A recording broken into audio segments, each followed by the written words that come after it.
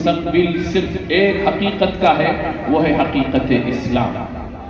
دوسری چیز جو مجھے آپ سے کہنا ہے اور جو صرف کرنے کے کام ہے، میری عادت نہیں ہے کہ میں اٹھل کر کے قصے کہانیوں میں آپ کا وقت ضائع کروں۔ 9:23 ہو گئے ہیں، 10 بجے انشاءاللہ جلسے کا اختتام ہونا ہے۔ اسی وقت کے اندر اس دور میں جس دور سے آپ گزر رہے ہیں، کرنا کیا ہے؟ میں چند اہم باتیں جو آج ہی سے آپ کو بھی، اور اگر میری آواز میری ماؤں اور بہنوں تک پہنچ رہی ہے تو وہ بھی آج ہی سے آپس میں مشورہ کر کے شروع کر دیں، کریں گے انشاءاللہ۔ کوئی مشکل کام نہیں ہے، بہت آسان کام ہے، لیکن صرف طے کرنے کی ضرورت ہے اور شروع کرنے کی ضرورت ہے، کریں گے انشاءاللہ۔ دھیان سے سنیں، میں آخر میں پوچھوں گا کہ کیا کہا گیا ہے، ایسا نہیں کہ سبحان اللہ ماشاءاللہ، ہم کو اس کی ابھی ضرورت نہیں ہے، وہ جب ضرورت ہوگی تو انشاءاللہ نعرے آپ سے ایسے لگوائے جائیں گے کہ باطل کا بھی کلیجہ پھٹ جائے۔ اپنے نعروں میں پہلے روحانیت پیدا کرو، خدائی عظمت و کبریائی کی طاقت پیدا کرو، پھر جس وقت تم آواز اور ندا اور صدا لگاؤ گے، انسان تو انسان ہے، جانور بھی تمہارے اشاروں پر گردش کریں گے۔ افریقہ کے سب سے خوفناک جنگل جہاں صرف درندے، بلکہ آج کے ریسرچ اسکالر کا کہنا ہے کہ ایسے ایسے درخت جو انسانوں کا خون چوس لیا کرتے ہیں، سب سے بھیانک جنگل، اور عقبہ ابن نافع جو سچے عاشق رسول اور سچے غلام مصطفیٰ تھے، انہوں نے بھی ایک آواز لگائی تھی۔ قیروان کا علاقہ تھا، بربر قوم تھی، نہایت ظالم اور خونخوار قوم، اس کو حق کا پیغام سنایا، اس نے بستی سے باہر کر دیا۔ رات کا وقت ہو چکا تھا، امیر لشکر نے کہا کہ اب تو کہیں جانے کا وقت نہیں ہے، چلو آج اسی جنگل میں قیام کرتے ہیں۔ وہ سارے افریقہ کے اس گاؤں کے سارے وہ بدماش ظالم یہ مذاق اڑاتے ہوئے کہ شاید ان کا دماغ کچھ کھسک گیا ہے، آج دیکھتے ہیں اپنی آنکھوں سے ان کا برا انجام کیا ہوتا ہے۔ پیچھے پیچھے تماشائی بن کر چلے، وہ جب پہنچے اس جنگل کے کنارے، ان کی بھی ایک صدا اور آواز اور ایک نعرہ تھا۔ انہوں نے کہا ایتھا الحیات والسباع ان اصحاب رسول اللہ صلی اللہ علیہ وسلم ارحلوا عنا فإنا نازلون ومن وجدناه بعد ذلك قتلناه۔ ابن اسیر کے الفاظ ہیں، فرأى الناس ذلك اليوم الدواب تحمل اولادها وتنتقي۔ آواز لگائی، اے جنگل کے موذی جانوروں، سانپوں، بچھوؤں، چیتوں، سن لو، ہم غلامان محمد مصطفیٰ صلی اللہ علیہ وسلم ہیں، ہم تمہیں حکم دیتے ہیں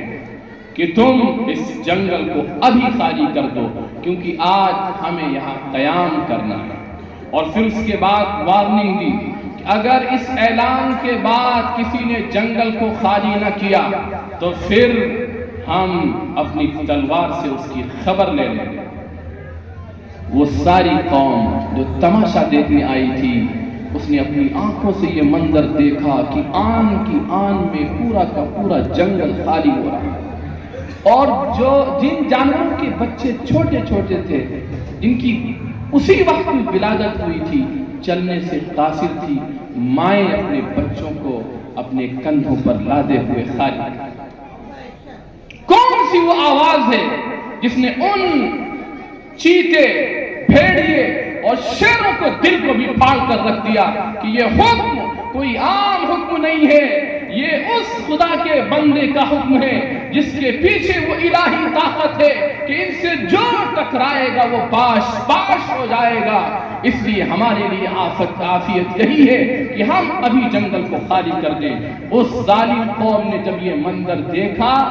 پوری تاریخ ہے، پوری قوم نے بیک وقت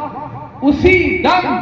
اشہد ان لا الہ الا اللہ واشہد ان محمدا عبدہ ورسولہ جن کی آواز میں اتنی گھن گرج ہو، ایسی سچائی اور صداقت ہو کہ چیتوں کے بھی جگر پھٹ جائیں، وہ ان کے اشاروں پہ ناچتے ہوں، خدا کی قسم وہ کوئی جھوٹ نہیں ہو سکتا ہے، وہ ایسا سچ ہے کہ جانور بھی اس کے ماننے پر مجبور ہے۔ کاش میرے عزیز بھائیوں ہم بھی وہ طاقت پیدا کریں، اور یہ کبھی نہ سوچئے گا وہ صحابہ کے لیے خاص تھا، وہ تابعین کے لیے خاص تھا۔ جو تأثیر حق پر چلنے میں اللہ نے آقا کے زمانے میں رکھی تھی، خدا کی قسم قیامت تک وہی تأثیر باقی رہے۔ یہ ہماری کمزوری ہے، ہمارا ضعف ہے، ہماری بدعمالی ہے، ہمارے رخ کا اور ہمارے ڈائریکشن کا وہ چینج ہو جانا ہے جس کی وجہ سے شاید خدا ہم سے ناراض ہو گئے۔ اس وجہ سے میں بہت اہم اور ضروری باتیں آپ سے کہوں گا، آپ یہ طے کریں کہ انشاءاللہ آج ہی سے عمل شروع کر دینا کریں گے انشاءاللہ، اللہ تعالی ہم سب کے لیے آسان کرے۔ میرے عزیز بھائیوں، ابھی جو دستار بندی ہوئی، اللہ ان بچوں کو، ان کے والدین کو، ان کے اساتذہ اکرام کو اور اس مدرسے کے چلانے والے ذمہ داروں کو اللہ سب پر اپنی بے شمار رحمتیں نازل فرمائے، اپنی طرف سے سلامتی کا فیصلہ فرمائے۔ خدا کی قسم اس دور میں جو فتنوں کا دور ہے، آقا سے جب پوچھا گیا تھا، جس وقت حضور اکرم صلی اللہ علیہ وسلم نے بہت اہم صحابہ اکرام بیٹھے تھے، آپ نے مستقبل کی ایک بات کہی، آج وہ دور ہماری نگاہوں کے سامنے، آپ نے فرمایا ستکون فتن، انقریب بڑے بھیانک قسم کے فتنے۔ یہاں جو نکرہ ہے وہ تعظیم کے لیے۔ دوسری حدیث میں اس کو کہا گیا ہے ستکون فتن کقطع اللیل المظلم، ایسی تاریک رات کے مانند کہ جس تاریک رات میں انسان کو اپنا ہاتھ نظر نہ آئے، ایسی بھیانک رات کی تاریک کے مانند فتنے کھڑے ہو جائیں، جن کی وجہ سے حالت یہ ہوگی کہ یصبح الرجل مؤمنا ویمسی کافرا، کہ ایک آدمی جب صبح اٹھے گا تو ایمان کی حالت میں ہوگا، لیکن شام ہوتے ہوتے کسی فتنے کی زد میں آ کر، کسی فتنے کا شکار ہو کر کفر اور شرک کی جہنم کی طرف چلا جائے گا۔ شروعات اس کی ہو چکی ہے۔ اگر ہمیں احساس نہیں ہے تو میرے عزیز بھائیوں ہمیں اپنے احساس کو بیدار کرنے کی ضرورت ہے۔ کیا اب بھی آپ کو سمجھایا جائے جب 3 سال کے اندر 10 لاکھ اس ہندوستان کی سرزمین کی کلمہ پڑھنے والی بچیاں ہمیشہ کی کفر، شرک کی، الحاد کی جہنم کی طرف چلی گئی،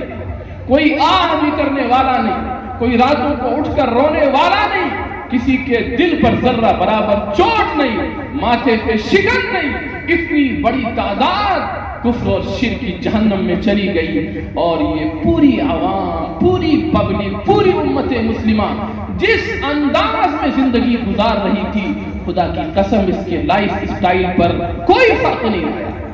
وہی شادیوں میں اسراف، وہی شادیوں میں فضول خرچی، وہی اللہ کے گھر کو آباد نہ کرنے کا گندا مزاج، وہی چوراہوں کو آباد کرنے کا مزاج، وہی چائے کے اڈوں پر جم گھٹے لگا کر نہ جانے کتنے کتنے گھنٹوں کو ضائع کر دینے کا مزاج۔ خدا کے لیے پلٹ آؤ، واپس آ جاؤ، یہ انذار ہے،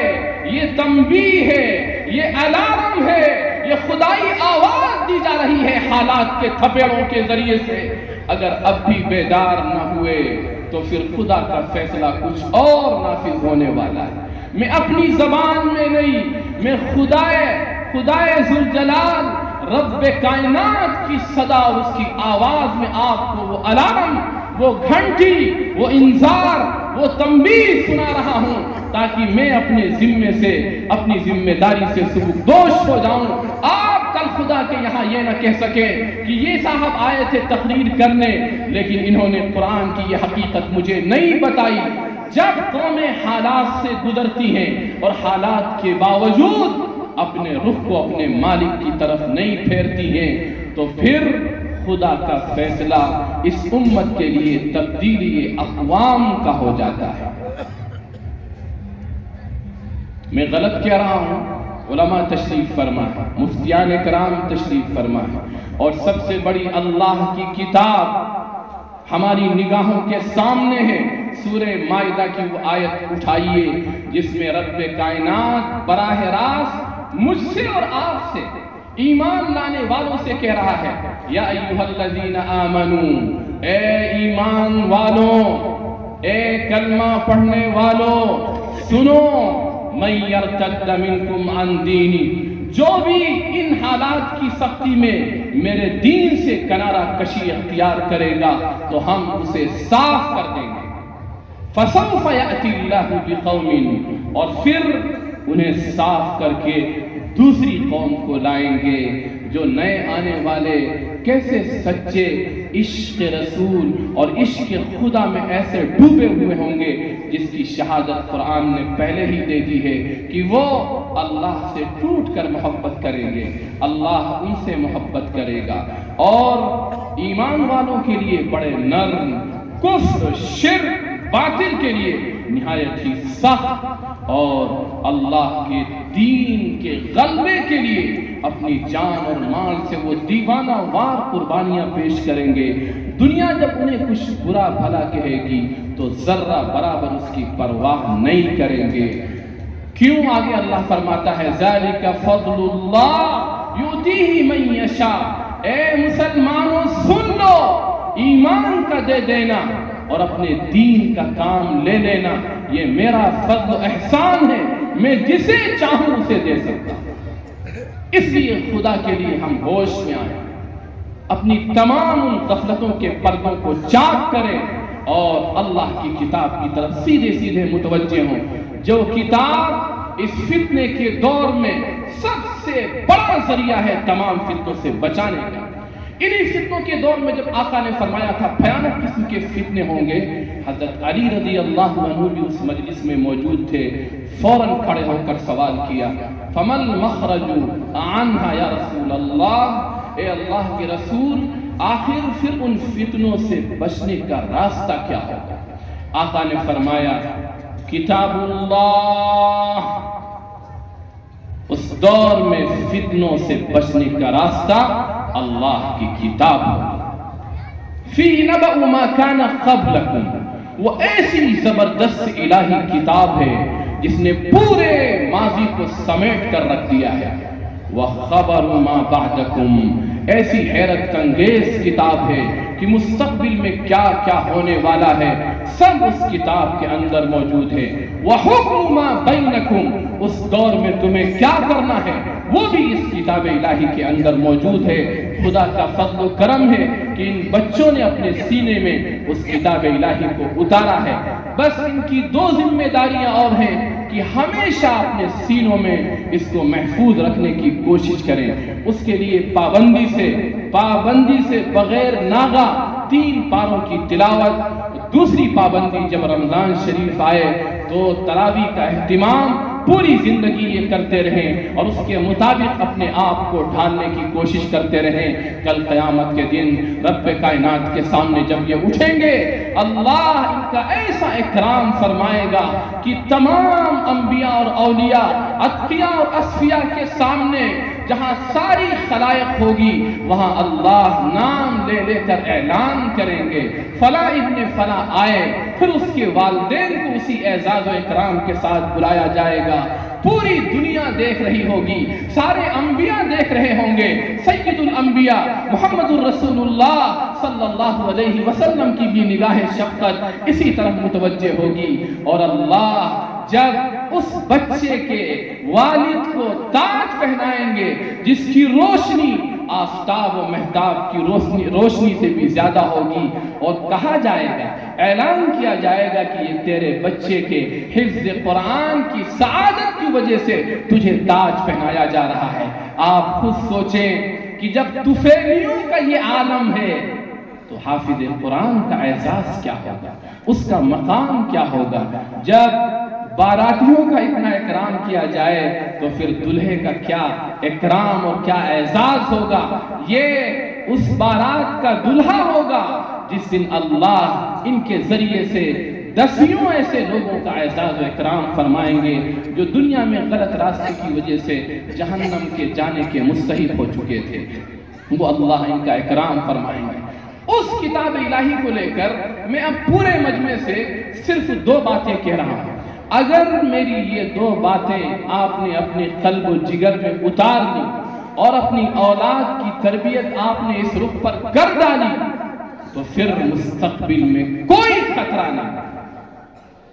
دنیا کا کوئی فتنہ، وقت کا کوئی برا اور بدترین دھارا، وقت کی کوئی زہریلی فضا اور وقت کا کوئی شعلہ انشاءاللہ ہمارے بچوں کے ایمان و یقین پر ذرہ برابر اثر انداز نہیں ہو سکتا ہے۔ پہلی بات جو ہم سب کو کرنا ہے، مائیں ہماری سن رہی ہوں، بہنیں سن رہی ہوں، دادیاں سن رہی ہوں، وہ بھی اپنے قلب و جگر میں آج اس کو لے کر جائے اور آج ہی سے آپس کے مشورے سے اس کام کو شروع کر دیں۔